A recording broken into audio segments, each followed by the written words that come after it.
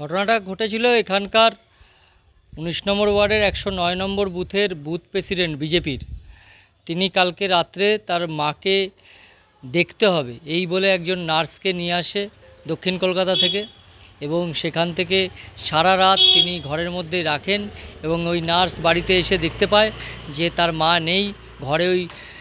উনিই ছিলেন স্পন্দন দাস, উনিই একমাত্র ছিলেন এবং সারা রাত মদ্যপ অবস্থায় ওই মহিলার কোনো নির্যাতন চালায়, মারধর করে এবং তাকে ঘরের মধ্যে আটকে রাখে এবং চিৎকার করলে জোরে গান বাজায়।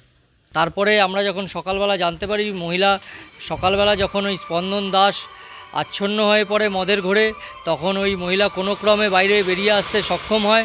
আমরা ক্লাবে আশ্রয় দিই এবং পরবর্তীকালে আমরা থানায় ফোন করি এবং পুলিশ আসে, পুলিশ এসে যথাযোগ্য স্টেপ নেয়।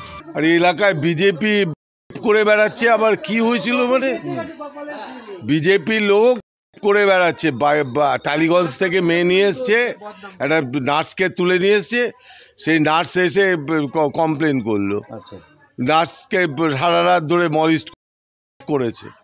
এদের ফাঁসি হওয়া উচিত, ফাঁসি হওয়া উচিত, এদের ফাঁসি। সক্রিয় বিজেপি কর্মী, হ্যাঁ সক্রিয় বিজেপির এজেন্ট বসে। তাই না, ব্যবহার মানুষের